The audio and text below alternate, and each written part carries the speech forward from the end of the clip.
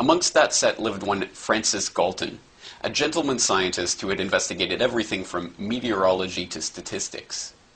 Shortly after his cousin, Charles Darwin, published his Origin of Species, Galton became fascinated with the idea that the survival of the fittest did not just take place between species, but within them, with an aim to explaining why the various peoples of the world occupy the positions that they do.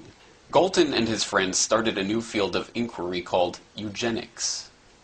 Unsurprisingly, it concluded that the rich and powerful were rich and powerful because they were genetically superior, and it offered a simple solution for improving the lot of humanity.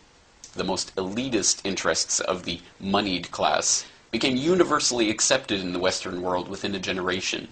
Country after country had implemented laws to allow the government to sterilize those citizens it deemed to be unfit.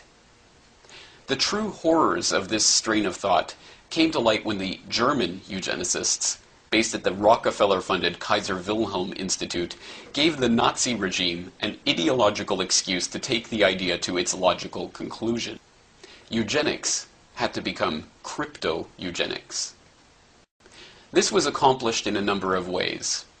The British Eugenics Society, for one, merely changed its name to the Galton Institute.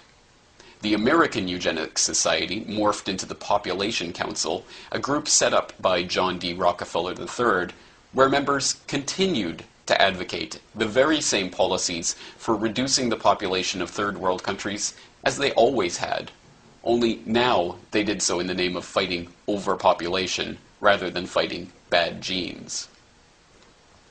Julian Huxley, brother of the famous writer, helped organize UNESCO in 1945.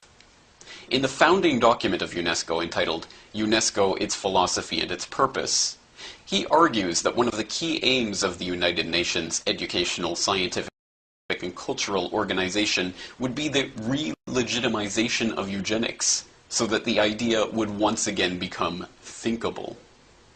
He also went on to co-found the World Wildlife Fund with Nazi SS officer Prince Bernhard of the Netherlands. Within a generation, science was once again ready to tell us why the only way to save humanity was to stop people from breeding. This time, the public was whipped into a furor not about Jews and gypsies, but about carbon dioxide and environmental sustainability. The cover had changed, but the racist eugenicist text remained the same. In the logic of the eugenicists, the meaning of human life is itself transformed. Instead of something valuable, something precious, something to be desired and nurtured, fought for and celebrated, humanity is reimagined as a cancer, something inherently evil, the mere existence of which is a burden on the world. But the problems we face are also unprecedented. Global warming alone, says Paul Hawken, threatens to make all 6 billion of us homeless in the decades ahead. This, unsurprisingly, encapsulates the modern environmental movement's position almost perfectly. Human life is no longer something to be treasured, but something to be measured in carbon and then reduced. In the man-made global warming myth, humans are merely an obstacle to the proper functioning of nature. In the eugenicist fantasy, the Earth is saved when people die. In both ideologies, if they really are separate, the ultimate genocide becomes thinkable.